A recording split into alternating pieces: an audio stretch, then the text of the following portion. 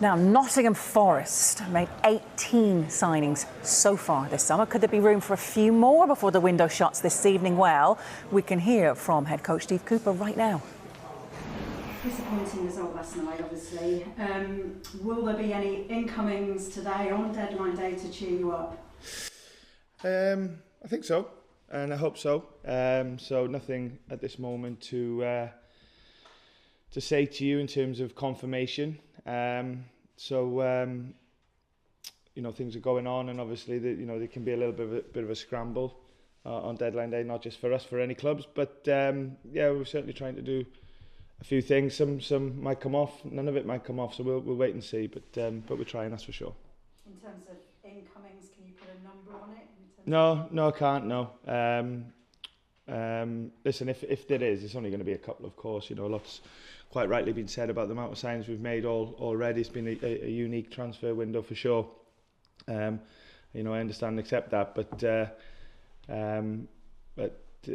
would still like to do a couple more things, which are not from a reaction from the last couple of games or whatever. It's something we've been trying to do for a little while now. It's just obviously, you know, they can take a little bit longer than what you would hope. So there's certainly nothing that has just popped up in the last day or so. It's something that's been ongoing a little while now.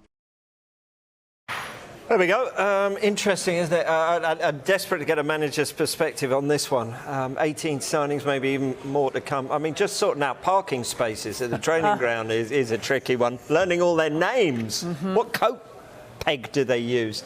How do you get that number of players to gel? He seems to be doing it well at the moment, doesn't he? Yeah, look, I was in a few weeks ago before the season started with Steve watching him, and he was even talking at that point. I think what you've got to remember, not lose sight of, let's say 9-10 of those players were actual necessities because of what they lost when they got promoted in terms of players going back to their parent clubs and all this side of it. You know, 8, 9, 10 of those players were needed from a numbers perspective.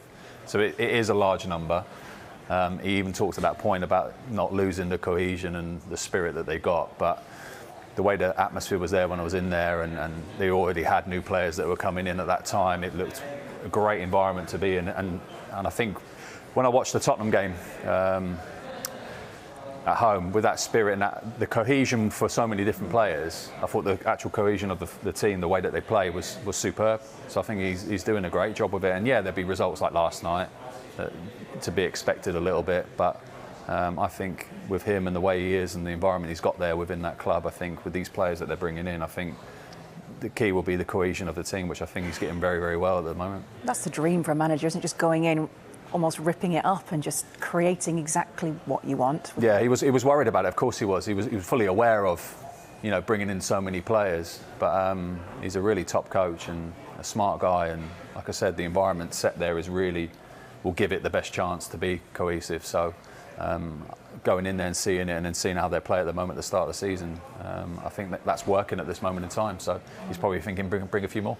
Well, just imagine the goalkeeper trying to remember everyone's names, David. You know, in your back four. I struggled at times. Yeah. Just shout a number.